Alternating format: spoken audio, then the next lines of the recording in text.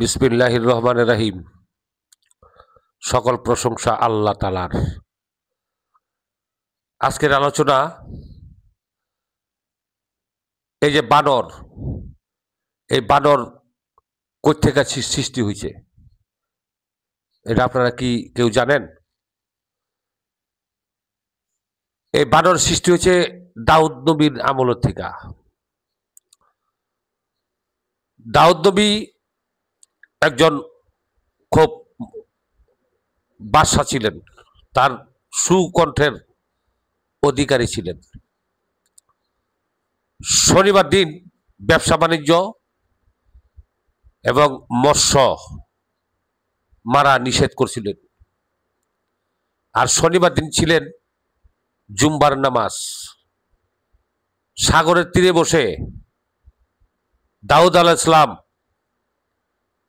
সুমধুর কণ্ঠের অধিকারী, তিনি জব্বুর কিতাব পাঠ করতেন।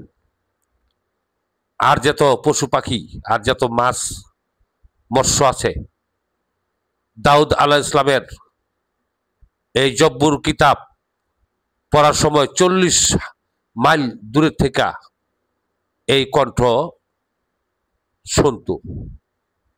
তখন তীরের মধ্যে সাগরের তীরে বসে জব্বুর কিতাব পড়তেন।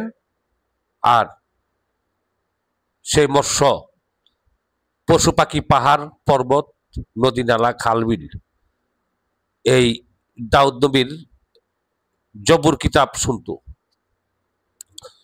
তখন আল্লাহর তরফ থেকে আওয়াজ এলেন দাউদ নবীর কাছে যে, দাউদ নবী, তোমাদের বনি ইসরাইলদেরকে বলে দাও যেন শনিবার দিন ব্যবসা বাণিজ্য বন্ধ থাকে আর মাছ মারা বন্ধ থাকে। তখন দাউদ আলাইহিস সালাম, দাউদ নবী সেই বনি ইসরাইলদেরকে বলল যে, তোমরা শনিবার দিন মাছ মারবা না, ব্যবসা বাণিজ্য বন্ধ থাকবে, দোকানপাট বন্ধ থাকবে।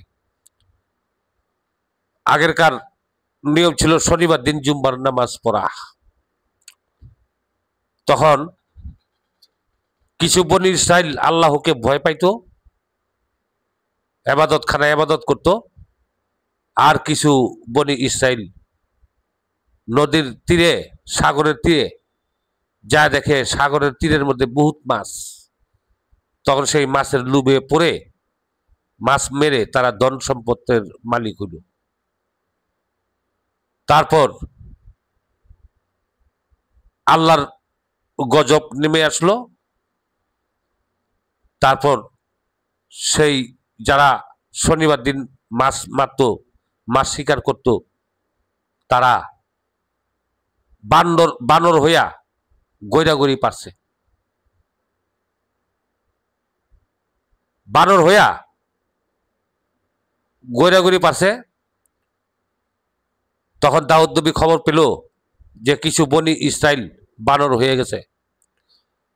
তখন সে দাউদ নবীর কাছে বনি ইসরাইলটা বলল যে, আল্লাহর নবী, আপনি তো বারণ করছিলেন মাছ শিকার করার, এখন তো তারা করছে, এখন বানর হয়ে গেছে, এখন তাদের কি মাফ করে দেওয়া যায় না? তখন দাউদ আলাইহিস সালাম বললেন, আমি তো মাফ করতে পারবো না, যদি আল্লাহ তাআলা মাফ করে তাহলে সে মাফ পাবে। আজও পর্যন্ত এই যে বানর হইয়া তারা দুনিয়াতে বসবাস করলো, এই বানর সৃষ্টি হয়েছে দাউদ আলাইহিস সালামের আমল থেকে। আমি সংক্ষেপে আমি আপনাদের সামনে এই জবুর কিতাবের থেকে কিছু কথা আপনাদেরকে উপহার দিলাম।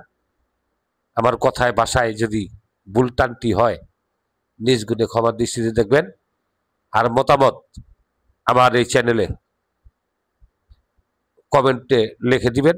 লাইক, কমেন্ট, শেয়ার চাই। এই বলে আমি বিদায় নিচ্ছি। আসসালামু আলাইকুম।